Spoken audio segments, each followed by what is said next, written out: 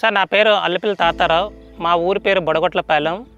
నేను ఈ aquaculture starting చేసి 15 ఇయర్స్ అవుతుంది. అలాగే దీనికోసం చేస్తూ కొంతమంది నుండి తెలుసుకొని ఈ ఆక్వాకల్చర్ వల్ల కొంత బాగుంటుందని దీనివల్ల నేను దీంట్లోకి రావడం జరిగింది.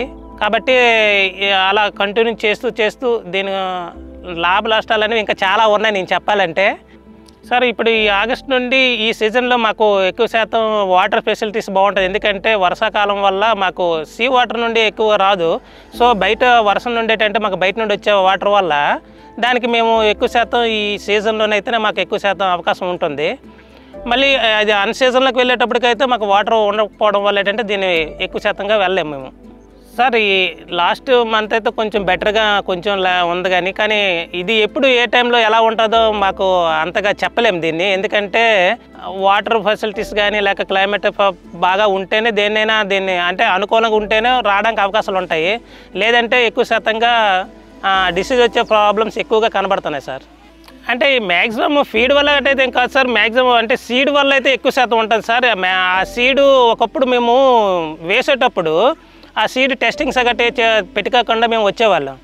ఆ సీడు అది ఎంతవరకు పనిచేస్తుంది అనేది మాకు పూర్తిగా ఇప్పుడు ఏంటంటే ఆ టెస్ట్ పెట్టుకొని అలాగే దాన్ని మంచిగా రిజల్ట్ అంటే బాగున్న సీడ్ అనేది వేయడం వల్ల అప్పుడప్పుడు కొంచెం బెటర్గా క్రాప్లో వస్తున్నాయి సార్. అంతే సార్, ఎగుమతి మీద ఆధారపడి ఉంటున్నాను సార్. ఈ లోకల్లో అంటే ఇంత మెటీరియల్ ఎక్కడ తీస్తారు సార్? లోకల్లో తీయడం చాలా కష్టం కదా, ఇంత మెటీరియల్ అమ్మాలంటే మహా కష్టం సార్. అందుగురించే ఎక్కువ ఎగుమతుల మీదే ఆధారపడి ఉంటాను సార్. సార్ నిజంగా చెప్పాలంటే యాక్చువల్గా ఈ ఆక్వాకల్చర్ వల్ల బాగా అంటే ఈ ట్రంప్ టారిఫ్ వల్ల కూడా అంటే ఇది పెట్టకపోవడానికి ముందు నుండి కూడాను మ్యాక్సిమం ఎక్కువ శాతం లాసుల పరంగానే మ్యాక్సిమం వెళ్తున్నా. కాకపోతే దీనివల్ల ఇందులో మేము కల్చర్ అలవాటు పడి ఉన్నాం కాబట్టి వెయ్యక తప్పదు అని ఒక దీని మీద భగవంతుని మీద ఆధారపడి మేము వెళ్ళిపోయినట్లుగా దీన్ని కంటిన్యూ చేస్తున్నాం సార్. మధ్య డీలర్స్ కాక ఇబ్బంది లేకుండా ఉండడం వల్ల డైరెక్టర్గా రైతుకే వచ్చే ఆ రేటు కానీ అంతా కూడా అనుకూలంగా మాకు కల్పించినట్లు ఉంటుంది కాబట్టి అదే బెటర్గా ఉంటుంది సార్. అది ఇప్పుడు చేశారు సార్. కాకపోతే ఎప్పుడైతే అదంతా అంత పెద్ద ప్రాసెసింగ్ కాబట్టి అందరూ కూడా ఇలాగే వెళ్తారు అనుకుంటే రైతులందరూ వెళ్తారు అనుకుంటే ఒక పద్ధతిగా ఉన్నాం. సో కొంతమంది ఇలా ఉండడం వల్ల ప్రభుత్వం వరకు కూడా కొంత మెసేజ్ అంటే పంపించడం లేదు సార్. అది ఏ రకమనంటే ఇప్పుడు ఇప్పటికైతే కొంచెం అలా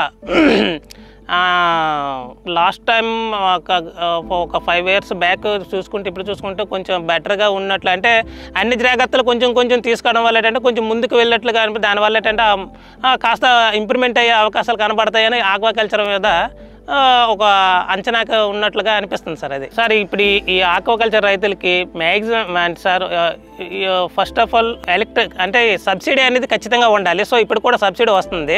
అలాగే దీనికి సంబంధించిన ఎయిడెడ్ అలాగే బోట్స్ అవన్నీ అంటే దీనికి రైతుకి ఒక చెరువుకి ఒక ఆక్వాకల్చర్ చెరువుకు సంబంధించిన మెటీరియల్ కానీ ప్రభుత్వం నుండి కానీ మాకు సహకారం అంటే సబ్సిడీ మూలంగా వచ్చినట్లుంటే కాస్త గవర్నమెంట్ నుండి మాకు కొంత ఉపాధి కల్పించినట్లుగా ఉంటుంది సార్. అది అనేది చాలా ఇంపార్టెంట్ సార్. ఎందుకంటే ఇంత పెట్టుబడి పెట్టుకొని మేము వెళ్ళాలంటే చాలా ఇబ్బందులు పడవలసి వస్తుంది. అలాగే ఏ టైంలో ఏ రేట్లు ఉంటాయో తెలియని పరిస్థితిలో ఒక బాధతో కూడా చేస్తున్నాం సార్. ఇది కానీ ఇప్పటివరకు లేదు సార్. అసలు అలాంటి సబ్సిడీ గట్రా అలాంటివి ఏమీ లేదు. ఓన్గానే ఇక్కడ అప్పులు చేసుకొని అలాగే తప్పది కల్చర్ చేయాలని ఒక అలవాటు మీద ఏంటంటే ఇలా కంటిన్యూ చేసుకుంటూ వస్తున్నాం సార్. చాలా ప్రభావం ఉంది సార్. ఎందుకంటే ఈ వర్షాలు వచ్చే టైంలో చూసారు కదా, ఇప్పుడు మీకు క్లియర్గా కనబడుతుంది ఆ వాటర్ చూడు ఎంత ఫ్లోటింగ్తో ఉంది. అలాంటప్పుడు ఏంటంటే ఈ చెరువులు కొట్టే అవకాశాలు కూడా ఉంటాయి. అప్పుడు పూర్తిగా రైతు అనేటి వాళ్ళు పూర్తిగా లాసు భరించవలసి వస్తుంది సార్. అంటే బాగా ఇబ్బంది పడవలసి వస్తుంది సార్. ఇప్పుడు ఈ వర్షాకాలంలో వల్ల ఏంటంటే లాభాలన్నీ అంతే మరీ అంత ఎక్కువ లాభాలు వచ్చే అంత అయితే కాదు సార్.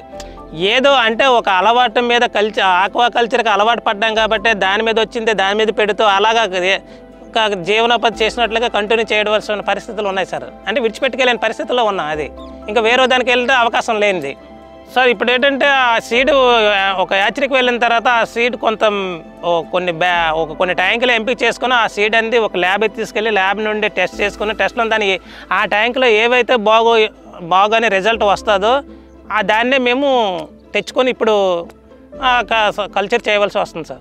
ఈ ప్రాసెసింగ్ అంతా చేయాలంటే ఆ క్షణానికి వస్తారా రారా అది ఒక భయాందోళనలో ఉంటుంది సార్. అంటే మేమైతే పంట పండించిన వచ్చేటప్పుడు ఆనందపడతాం. ఆనందపడి ఇప్పుడు గవర్నమెంట్ పరంగా ఆధారపడి సడన్ రాలేదంటే పూర్తిగా మేము ఇబ్బంది పడే అవకాశాలు ఉంటాయి. అదే ఇప్పుడు ప్రైవేట్ వాళ్ళు అంటే మేము చెప్పిన వెంటనే రావడం, వాళ్ళ కమిషన్ వాళ్ళు తీసుకున్నప్పుడు కూడా మా మెటీరియల్ అంతా సక్రంగా వెళ్ళిపోద్ది కాబట్టి అదొక ధైర్యంగా ఉంటాను సార్. అది ఇప్పటి వరకు లేదు సార్. అప్పుడు అన్నవారు అంటే ఈ కోల్డ్ స్టోరేజ్లో పెట్టి చేద్దామన్నారు కానీ ఇప్పటి వరకు అలాంటివి ఏమీ లేదు సార్. అసలు మన దేశంలోనైతే ఇక్కడ రేట్లు పెరిగే అవకాశాలు, ఎందుకంటే సార్ అంత ఇప్పుడు ఈ కౌంట్ని బట్టి అంటే మన ఇండియాలో అంతగా సేల్ అయ్యే అయితే మెటీరియల్ అయితే తీసే అవకాశం అయితే లేదు సార్. ఖచ్చితంగా సార్. ఇప్పుడు ఇక్కడ మన ఇండియాలో బట్టి వెళ్ళినట్లుంటే ఖచ్చితంగా రేట్ అనేది పెరిగే ఛాన్స్ కూడా ఉండదు. సో అలాగని మనకు ఒక ఆన్లైన్ రేటు రావడం ఆన్లైన్ రేట్ అయినా సరే బయటకు వెళ్ళడం వల్ల ఆ మెటీరియల్ కాస్త మనకు ఆ రేటు వస్తుంది కాబట్టి మేము తీసే కౌంట్లువి అలాంటి దీన్ని బట్టి అంటే ఒక్కొక్క కౌంట్ రేట్లు ఉంటాయి కాబట్టి ఆ కౌంట్. అదే చిన్న కౌంట్లు ఉంటే మన ఇండియాలో కొంతవరకు వెళ్ళేసారను, పెద్ద కౌంట్లకు వెళ్ళేటప్పటికి మన ఇండియాలో అంత రేట్ వచ్చే అవకాశం అయితే లేదు సార్. అందువల్ల ఏంటంటే అది మనం ఫారెన్ మార్కెటింగ్ ఉన్నంటే వాళ్ళకి మనం డీల్ చేసుకొని ఇవ్వవలసిన పరిస్థితి వస్తుంది సార్. అది మేము ఇచ్చే మెసేజ్ ఒకటే సార్, ఎందుకంటే ఇప్పటి వరకు ఒక 15-20 ఇయర్స్ నుంచి చేస్తున్నాం కాబట్టి. కాకపోతే దీంట్లోనే ఏంటంటే ఒక దాని మీద అలవాటు పడిన తర్వాత ఇది అంటే ఒక విధంగా సక్సెస్ఫుల్గా క్రాప్ వచ్చిందంటే ఒక విధంగా మంచిదే.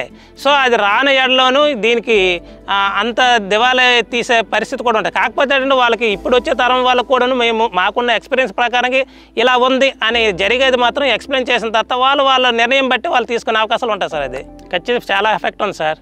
ఎందుకంటే దీన్ని ఒకవైపు ఫ్యామిలీకి కొంత మెసేజ్ ఇవ్వనప్పుడు కూడా దీన్ని ఒకసారి దీనిలో ఎంటర్ అయిన తర్వాత ఇది ఎలాగైనా సరే మనకున్న లాసులైనా సరే దీన్నే ఎలాగైనా మనం సాల్వ్ చేయాలని ఒక ఉద్దేశంతో దీన్ని ఇలాగ కంటిన్యూగా నేను సాగనంపు చేస్తున్నాను. అది సార్. ఇంకా అంతకు మించి అంటే మాకు మెయిన్ కావాల్సింది ఒకటే సార్, ప్రభుత్వం నుండి ఈ ఫ్యాన్ లాంటివి, మోటార్లు, అలాగే దీనికి ఒక ఆక్వాకి సంబంధించిన మెటీరియల్ మాకు కానీ సబ్సిడీ మూలంగా అందించినట్లుంటే గవర్నమెంట్ మేము చాలా థ్యాంక్స్ చెప్పుకుంటాం సార్. ఎందుకంటే అలాంటివి వచ్చినా అంత టెక్నాలజీ ప్రకారంగా ఇక్కడ ఉన్న వర్కర్స్ కూడాను దాన్ని అంతగా ఎలా యూజ్ చేయాలి ఏంటి అనేది ఇప్పటికే నార్మల్గా వెళ్ళినప్పుడు కూడా ఇంత లాసుల్లో భరించినప్పుడు, సో అలాంటి టెక్నాలజీ పెట్టుకున్నప్పుడు కూడా బహుశా సక్సెస్ఫుల్ అవ్వలేదంటే ఎంత ప్రాబ్లమ్స్లో పడతామనేది అది మాకు తెలుసు. కాబట్టి ఏంటంటే అది గవర్నమెంట్ కూడా మాకు సబ్సిడీ రూపంలో ఇవ్వలేదు. సో అంత దూరం కూడా ఆలోచించట్లేదు.